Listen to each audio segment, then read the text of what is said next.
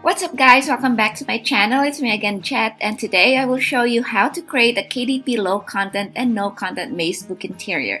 Due to the way things are at the moment, puzzle books and activity books have become increasingly popular, so by creating low content maze books, you will be making good money from the Kindle Direct Publishing platform. It is a great way to make money online at home, and in this video, we'll show you how to make these books using only free softwares. And by the way, if you're new to my channel, welcome and feel free to subscribe and hit that notification bell so that you can be notified every time I post one of these videos. Okay, let's jump right into it.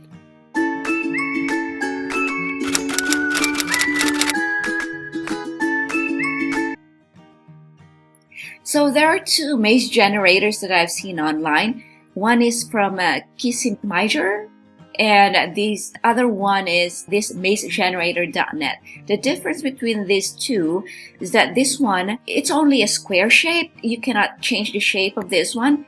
And while this maze generator, it has a lot of options. You can change the shape like rectangular, circular, triangular, hexagonal, and also the styles of each shape.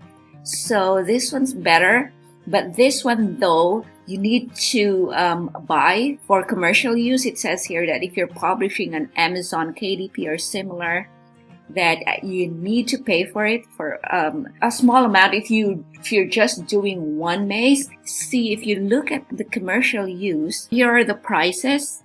So for individual mazes with attribution requirement, per maze, it's $5. And you can also do unlimited mazes with attribution and without attribution, and it's per year, and this is the amount. So if you're doing about 50 or 60 mazes per book, just go for unlimited mazes, and it will save you a lot of money. And this one, I don't think it has a fee or any license at all, but you can also use this if you're just doing a square maze. A simple ones for kids, for example. Anyway, so we're gonna use this mjgenerator.net for our KDP low content books. So for example, I want to use this hexagonal, whatever style you want, and the side length, inner side length, and just click on this generate, and this will generate one for you. Let's change this to 10 and inner side length to, let's say, 8.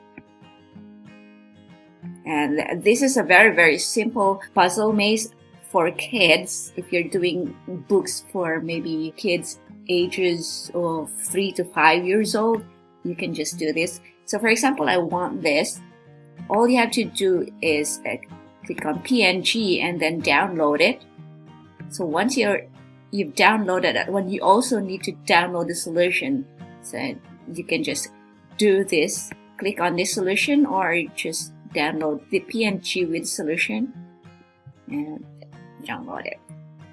Now, to create this one, we head on to Canva, which is free, by the way, so you can create all your KDP low content books using Canva. So anyway, we're doing this maze, for example. So you need to upload your mazes. I have already uploaded mine. For the size, I'm using 8.5 by 11 inches. That's the letter size. So I normally use this size for all my activity books. You can also do 8.5 by 8.5. That's a square one.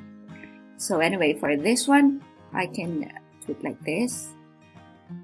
And you can put a heading. Maybe maze 1, maze level 1. Let's put it here. So to make this more appealing to kids, for example, you're into dog categories or your cat categories, this is why I have this kind of puzzle here as an example, because I wanted to put a drawing here and an image.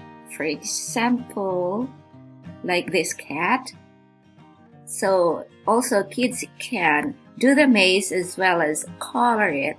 So this is kind of like a maze coloring book. Where to get this cartoon animal images? So first you're gonna head on to pixabay.com, where we need to get our images or vectors or graphics.